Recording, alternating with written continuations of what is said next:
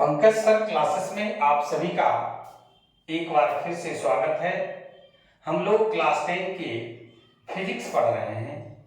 उसका तीसरा चैप्टर मानव नेत्र, वायुमंडलीय अपवर्तन, वर्ग विक्षेपण चैप्टर पढ़ रहे हैं। इसका वस्तुनिष्ठ प्रश्न हम लोग देख रहे हैं। आज वस्तुनिष्ठ प्रश्न का दूसरा क्लास है। पहले क्लास के वीडियो को देखने के लिए डिस्क्रिप्शन में लिंक शेयर कर दिया गया है, आप वहां से देख सकते हैं। जो लोग चैनल पर नए हैं वो चैनल को सब्सक्राइब करें, लाइक और शेयर जरूर करें। बिना देर किए हुए हम लोग अगले प्रश्न की ओर चलते हैं। आइए देखें, बहुत ही इंपॉर्टेंट क्वेश्चन है। ये मेरा पूरा भरोसा है, आपको विश्वास दिलाते हैं कि सारा प्रश्न ऑब्जेक्टिव हो या सब्जेक्टिव, जो मैं पढ़ा रहा हूं उसी के अंदर आएगा। आप वीडियो को बार बार देख करके तैयारी करें। आइए, 18 प्रश्न हम लोगों ने पिछले वीडियो में देख चुके हैं। 19वां जो प्रश्न है कि आंख का जो रेटिना कैमरे के किस भाग जैसा काम करता है। कैमरा में जो काम फिल्म करता है, निगेटिव करता है, वही काम आंख में कौन करता है? रेटिना करता है, क्योंकि आंख द्वारा रेटिना पर प्रतिबिंब बनता है और कैमरे के द्वारा फिल्म पर प्रतिबिंब बनता है। अगला जो प्रश्न है कि आंख के किस भाग की सहायता से आंख के अंदर जाने वाले प्रकाश के परिमाण को घटाया या बढ़ाया जा सकता है। यानी जरूरत के हिसाब से आंख प्रकाश के परिमाण को, प्रकाश के मात्रा को घटाता या फिर बढ़ाता है। वो कौन सा है अंग, कौन सा आंख का पार्ट है? तो वो है परितारिका या आइरिस। अंग्रेजी में बोलते हैं आइरिस और हिंदी में परितारिका। अगला प्रश्न 21 नंबर है कि कैमरे में जो काम, प्रकाश को नियंत्रित करने का काम डायफ्राम के द्वारा किया जाता है, वही काम आंख में कौन सा पार्ट करता है? ये पुतली का कार्य है। पुतली के द्वारा आंख में प्रकाश को नियंत्रित करने का काम किया जाता है। हर प्रश्न को बारीकी से समझने की आवश्यकता है और ऑब्जेक्टिव समझने के लिए आपको सब्जेक्टिव समझना पड़ेगा। इसलिए जो लोग नए हैं वो पीछे का वीडियो देख करके उसके बाद इसकी तैयारी करें। आइए, 22 नंबर जो प्रश्न है वो है कि अपने लेंस की फोकस दूरी को बदलकर दूर या निकट की वस्तु को साफ साफ देख सकने के आंख के गुण को क्या कहते हैं? बहुत ही इंपॉर्टेंट क्वेश्चन है। वो है समंजन क्षमता, पावर ऑफ एकोमोडेशन। इसका जो है परिभाषा भी हम लोग डिस्क्रिप्टिव क्वेश्चन में देख चुके हैं। आगे है 23 नंबर जो प्रश्न है कि विभिन्न दूरियों पर की वस्तुओं के प्रतिबिंब को फोकस करने के लिए आंख के लेंस को की जो फोकस दूरी परिवर्तित होती है वो किसके द्वारा होती है? तो सिलियरी पेशियों के द्वारा होती है, सिलियरी मसल्स के द्वारा होती है। हम लोगों ने पढ़ा है कि आंख का जो लेंस है वो लेंस सिलियरी पेशियों के द्वारा ही जुड़ा होता है और सिलियरी पेशी ही आगे पीछे करने का काम करता है। देखिए 24 नंबर जो प्रश्न है कि नेत्र की समंजन क्षमता कम हो जाने से कौन सा दोष उत्पन्न होता है?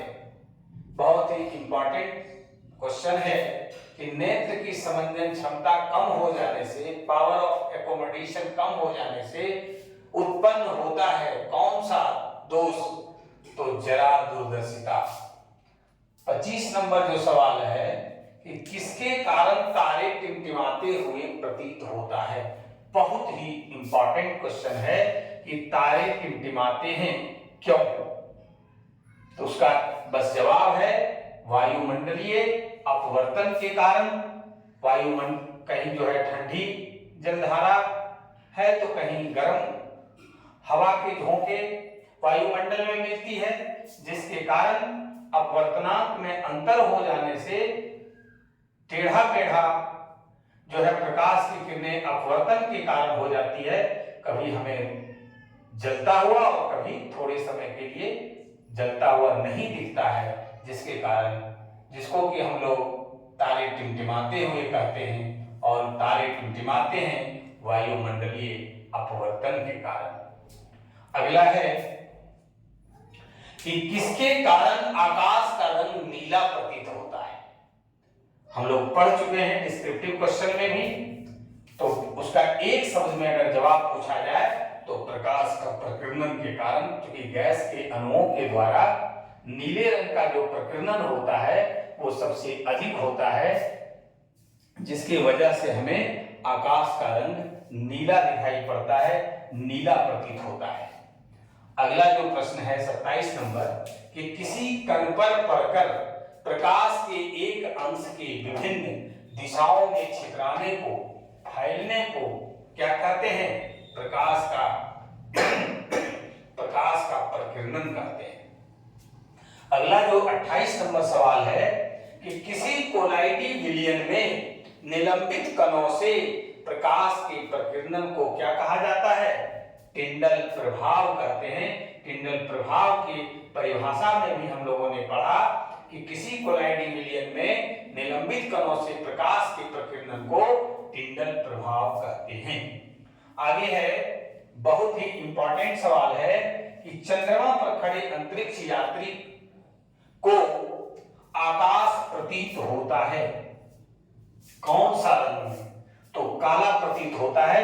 हम लोग पिछले क्लास में पढ़े भी थे कि चंद्रमा पर वायुमंडल नहीं होता है, और जब वायुमंडल नहीं होने के कारण प्रकाश का प्रकीर्णन नहीं होता है, इस वजह से हमें चंद्रमा पर जब आप खड़े होंगे तो आकाश का रंग काला दिखाई पड़ता है। आगे है कि सूर्योदय और सूर्यास्त के समय, सूर्योदय और सूर्यास्त के समय सूर्य का कौन सा रंग होता है? कौन सा रंग में हमें दिखाई पड़ता है? आप प्रैक्टिकली देख भी सकते हैं।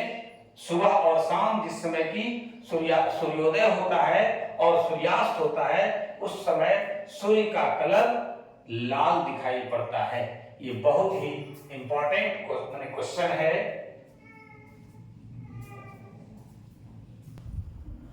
इसके बाद देखिए 31 नंबर जो प्रश्न है बहुत ही इंपॉर्टेंट है कि दोपहर के समय सूर्य का रंग क्या होता है? दोपहर के समय सूर्य का रंग क्या होता है? श्वेत होता है।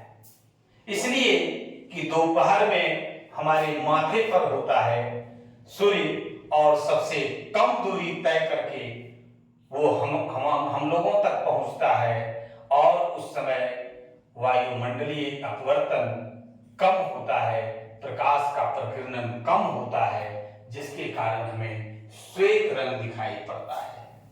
अगला जो प्रश्न है कि सबसे कम तरंगदैर्घ्य किस वर्ण का होता है? सबसे कम तरंगदैर्घ्य बैंगनी रंग का होता है, और सबसे अधिक विचलन बैंगनी रंग का होता है। अगला है कि प्रकाश पुंज के विभिन्न रंगों में अलग होने की घटना को क्या कहते हैं? प्रकाश पुंज के विभिन्न रंगों में अलग होने की घटना को क्या कहते हैं? वर्ण विक्षेपण कहते हैं। और 7 रंगों की जो रंगीन पट्टी प्राप्त होती है वर्ण विक्षेपण के बाद, वो स्पेक्ट्रम कहलाता है। याद रखिएगा। अगला है कि किसी माध्यम में छोटे छोटे कणों के निलंबन को, सस्पेंशन को क्या कहा जाता है? कोलाइड कहा जाता है। किसी माध्यम में छोटे छोटे कणों के निलंबन को क्या कहा जाता है? कोलाइड कहा जाता है। याद रखिएगा। अगला है नेत्र गोलक के सबसे बाहरी परत जो सफेद, मोटे और अपारदर्शी होते हैं, क्या कहलाता है? सबसे बाहरी परत श्वेत पटल या अंग्रेजी में स्क्लेरोटिक कहते हैं। नेत्र गोलक के सबसे बाहरी परत जो सफेद, मोटे और और पारदर्शी होते हैं क्या कहलाता है? श्वेत पटल या स्क्लेरोटिक कहलाता है। आगे है 36वां नंबर प्रश्न ऑब्जेक्टिव मानव नेत्र चैप्टर का श्वेत पटल का अगला उभरा हुआ पारदर्शी भाग क्या कहलाता है? हम लोगों ने डिस्क्रिप्टिव में पहला क्लास जो पार्ट 1 है मानव नेत्र का, उसमें विस्तार पूर्वक हम लोगों ने चर्चा किया कि श्वेत पटल का अगला उभरा हुआ पारदर्शी भाग कॉर्निया कहलाता है।